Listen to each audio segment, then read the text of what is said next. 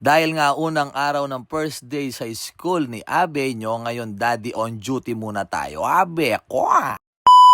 Bago nga pala ako umuwi dito sa bahay, bumili muna ako ng tinapay para nga at least may almusal kami at saka si Abe nyo para bago siya pumasok sa eskwelahan, busog siya. Abe, kwa! Kaya ngayon pagluluto natin ng itlog si Abe nyo para palaman sa tinapay. Abe, kwa! Dahil nga wala naman tayong alam ibang lutuin, Abe ko, kung hindi piritong itlog. Abe ko, kaya kumuha ko ng 3 itlog para sarsyado tayo. Abe ko, itang scramble with asin and paminta. Abe, kwa! Tagal-tagal ko na nga rin hindi nagagawa ito o hindi naasikaso si Abe nyo, Abe ko, dahil nga busy tayo sa trabaho ngayon, babawi tayo sa kanya. Abe ko. Sa mga nagtatanong nga pala kung bakit puro Abe ko lumalabas sa bibig ko, Abe ko, hindi ko alam, kusa lang siyang lumalabas kahit gano'n sa kontrolin, Abe ko, kusang lumalabas pa rin. Abe ko.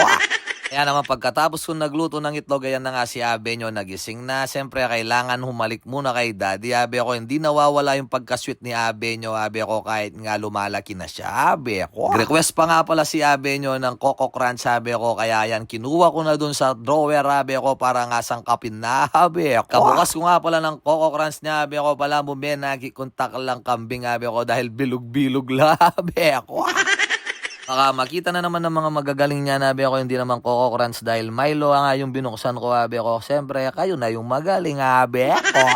Parang kailan lang nung inaatid ko pa si Abe nyo dun sa kinder, Abe ko. Ngayon is grade 2 na nga siya, Abe ko. Kaya dun sa mga nakapanood sa akin noon, Abe ko, maraming salamat sa suporta nyo sa akin, Abe ko. Kung hindi dahil sa inyo, wala tayo ngayon dito sa ating kinatatayuan o dito sa ating kinauupuan na sa ating pagkain, Abe ko. Kahit nga ganun pa karami yung mga basher o humihila pa baba sa atin, Abe ko, talagang magpapatuloy pa rin tayo, Abe ko, dahil nga wala naman tayong ginagawang masama. Basta nag-enjoy ako sa ginagawa ko, walang makakapigil sa akin, Abe ko. Lalong-lalo na ngayon, palaki ng palaki yung mga followers natin o mga nakakakilala at sumusubaybay sa atin, Abe ko. Lalong-lalo na nakikilala na rin itong anak ko na si Abe nyo, Abe ko. Paano pa ako titigil, Abe ko? Kailangan muna ako pantok ng bayoya ako, Abe ko.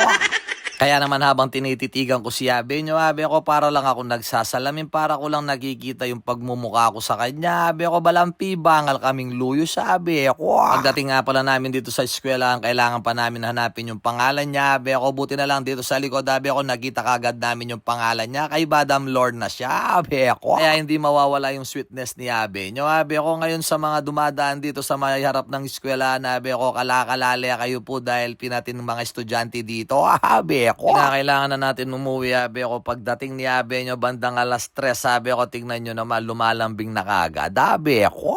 Kumusta yung kaklase mo? Sino yung mga kaklase mo? Kumusta? Okay lang. Wow, umalis na press. Dumating ng depress. Umalis na press. Dumating ng maslam. Okay? Hindi ah. Bulok mo? Munti ka na nga ako lumipad sa ano eh. Saan? Sa taas. Bakit? Kasi nagpapayong ako. Oh. Nakaganyan ako. Tapos may bag ako. Oo. Yung payong tumataas na. Na? Yung payong po tumataas na. Oh, ba't hindi ka lumipad? Ayaw niyo na ba ako maging anak? Gusto. Eh, malay mo, pagbaba mo, may pakpak ka na. Mapunta na ako kay Batman. Tulog ka.